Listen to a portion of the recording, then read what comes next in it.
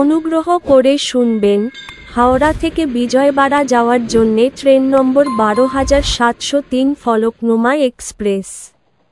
প্রতিদিন সকাল 8:25-এ হাওড়া জংশনের 21 নম্বর প্ল্যাটফর্ম থেকে ছেড়ে যায় এবং এটি বিজয়বাড়া পৌঁছায় পরের দিন ভোর 4টেয় বিজয়বাড়া জংশনের 6 নম্বর প্ল্যাটফর্মে।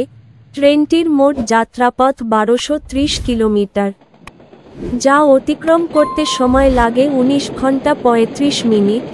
এই ট্রেনের গড় গতিবেগ 63 কিলোমিটার প্রতি ঘন্টা এবং সর্বোচ্চ গতিবেগ 130 কিলোমিটার প্রতি ঘন্টা। এই ট্রেনটি যাত্রাপথে মোট 18টি স্টেশনে দাঁড়ায়। এই ট্রেনের গন্তব্যস্থল সেকেন্দ্রাবাদ জংশন।